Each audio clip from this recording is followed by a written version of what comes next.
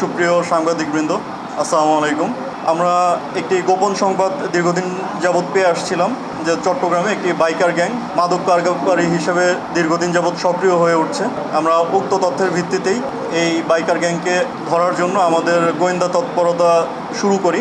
পরবর্তীতে আমরা গতকাল মাঝরাতে জানতে পারি যে এই বাইকার গ্যাংটি কক্সবাজার হতে আজকে চট্টগ্রাম মহানগরীতে একটি আবার বড় চালান নিয়ে আসবে। এই তথ্যের ভিত্তিতে আমরা আজ ভোরবেলা হতেই আমাদের আভিযানিক দল সহকারে চট্টগ্রামের পটিয়া মহাসড়কে অবস্থান নেই।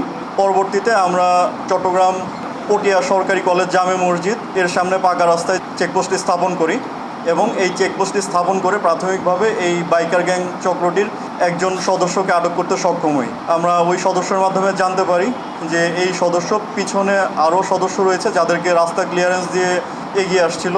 আমরা এই সদস্যের তথ্যের ভিত্তিতেই পিছনের অন্যান্য সদস্যদেরকেও পরবর্তীতে চেকপোস্টে স্থাপনের মাধ্যমে আটক করতে সক্ষম হই। সর্বমোট আমরা 5টি বাইক এবং 6 জন আসামিকে আটক করতে সক্ষম হই। আমরা 6 জনকে জিজ্ঞাসাবাদ করে পরবর্তীতে তাদের একটি বাইক হতে সুকৌশলে লুকানো 1 লক্ষ পিস ইয়াবা জব্দ করতে সক্ষম হই। 1 লক্ষ পিস ইয়াবার আনুমানিক বাজার মূল্য হচ্ছে বর্তমানে 3 কোটি টাকা। তারা প্রাথমিক জিজ্ঞাসাবাদে স্বীকার করে তারা সুকৌশলে দীর্ঘদিন যাবৎ কক্সবাজারের রামো এলাকা হতে চট্টগ্রাম মহানগরীতে ইয়াবা বহন করে নিয়ে আসছিল এবং ফাইনালি আজকে আমাদের আভিযানিক দল তাদেরকে গ্রেফতার করতে সক্ষম হয়।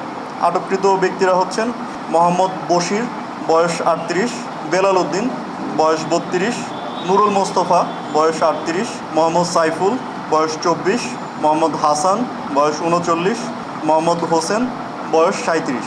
আটককৃত আসামি এবং জব্দকৃত মালামাল সব কিছু আমরা পরবর্তী আইনানুগ ব্যবস্থা গ্রহণের উদ্দেশ্যে পটিয়া থানায় হস্তান্তর করব। ধন্যবাদ।